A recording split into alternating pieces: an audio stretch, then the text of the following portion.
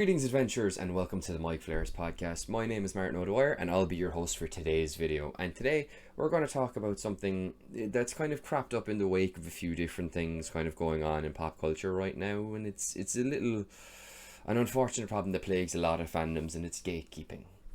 Um, Basically, this has been inspired by a lot of the feedback and sort of negative sentiment I've seen from some D&D players on Twitter, in the wake of the D&D movie, and sort of comments made about the way the druid works and other things.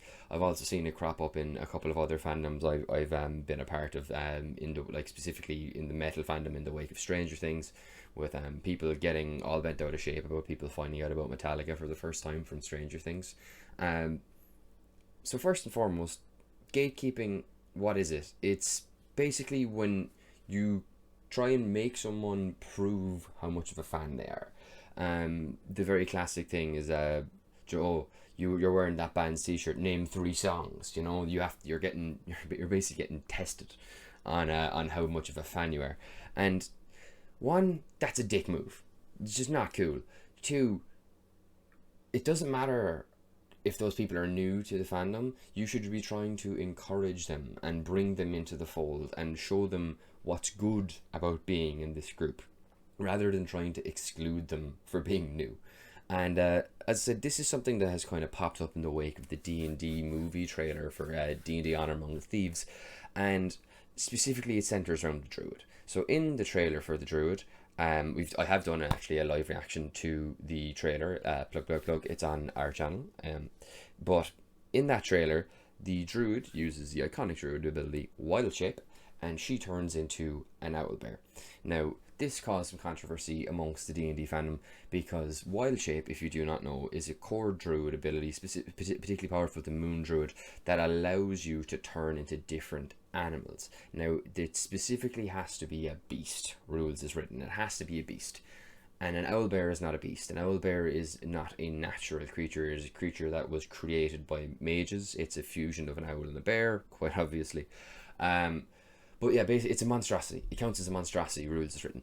And so many people on Twitter got so unnecessarily goddamn angry about this. Like, it actually blew my mind when I logged into the podcast Twitter and saw threads not only of people who were commenting on her turning into an owlbear in a negative way, and about how it would set expectations for D&D players and new players that were coming in, and then all of the counter threads of people just being like, no, it's fine. It's a movie. It's going to bring people in. And most people were actually of the opinion that if your druid turned around and was like, can I turn into an owlbear?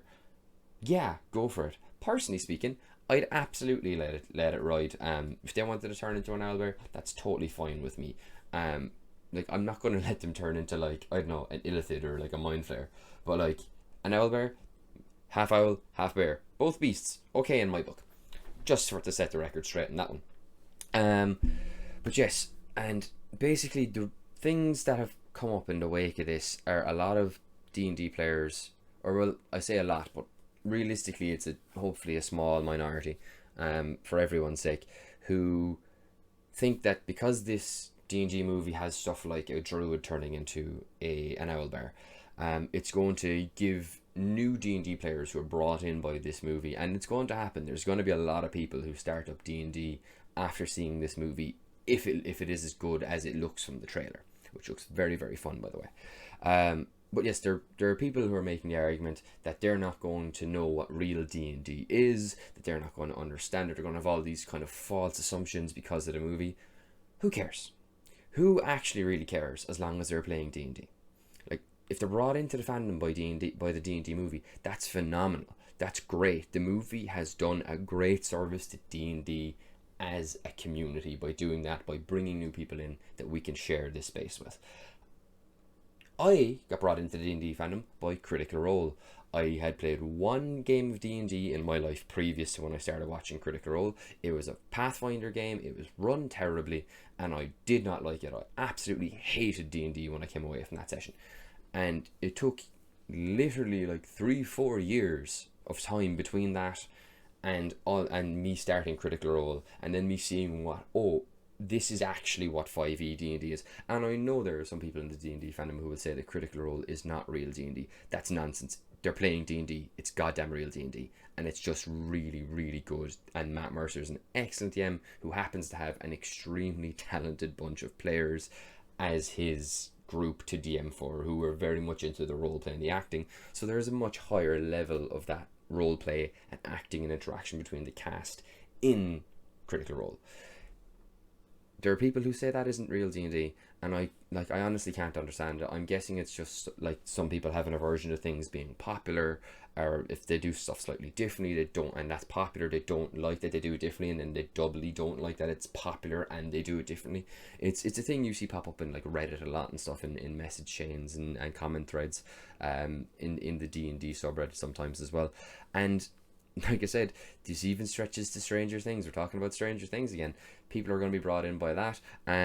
It weirdly spread into the metal fandom, which I'm also a part of, in that like I'm a massive Metallica fan, and Metallica themselves had to come down on someone who was trying to gatekeep Metallica, who left some comment on their Instagram like, "Oh, I'm so sorry you have to deal with all these kiddies coming in from Stranger Things."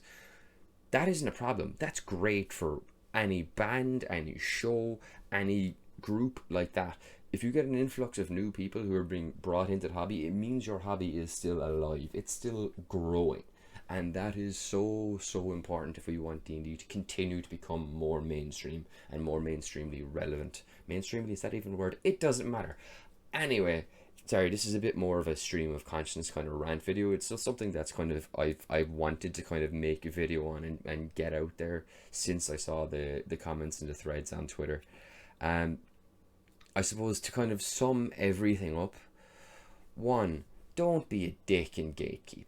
Help people learn instead. If they've got the wrong assumptions, kindly show them the right way to do it, and don't be a dick about it. Or maybe if it's something they want to do, show them how they can do something similar without breaking the rules of D&D if you're that concerned about it. Two, new people coming into any fandom, whether it's D&D, whether it's metal, whether it's Lord of the Rings, Game of Thrones, that's a bad reference. Anything like that. New people coming in is not a bad thing. You do not need to protect your community. What you can do is you can have these people come in and just show them the best things about this hobby or band or show that you were into. Help them experience the highs that you have experienced as part of this group, this fandom. And just show them what is really great about this thing that you love, instead of trying to poke them with a stick and get them to leave. It actually boggles my mind that people engage in this kind of stuff, and I can only imagine it's some kind of insecurity or feeling of them being threatened, just or the kind of hipster mentality of, I knew about this before I was cool. It's ridiculous. If there's people new to a hobby or a fandom you're in, just help them enjoy the game and show them the really cool things you can do in it. And I say this for D&D, I say this for metal, I say this for Critical Role, everything. Just don't be a dick. Just help people. Help people find the cool things that you have already found in the fandom. It's one of the reasons why I like the Souls fandom so much. When you start at Dark Souls games, there are messages on the ground from other players telling you how to get certain things, warning you about ambushes, and it's just this beautiful communal way that people are helping each other complete the game. And I think that spirit should be spread into more areas, where it's, rather than trying to get people to leave or defend or protect the hobby, invite them in, show them the best things about it, and they will stay. They will spread their love of that to other people, and the thing you love will continue to grow and grow and grow and stay around for a long time. Look, as I said, it's a bit more of a kind of a stream of consciousness video than normal, but it is just something I wanted to get off my chest in regards to it. Just don't gatekeep, guys. Play D&D, have a great time, bring other people into the hobby and show them how to have a great time with it as well. That's basically going to be it for today's video. As I said, it's just more of a kind of stream of conscious, kind of a rant opinion video, rather than anything kind of more like the Satanic Panic video. It is a bit more research or podcasts.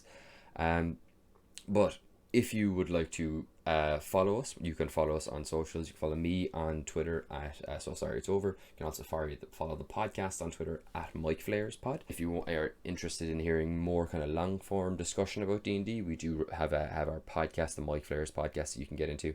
So guys, thank you so much for basically listening to me rant into a camera for about 10 minutes or so, I guess. Thank you for your time. Have fun with D&D. Keep playing it, and I'll see you next time. Bye bye.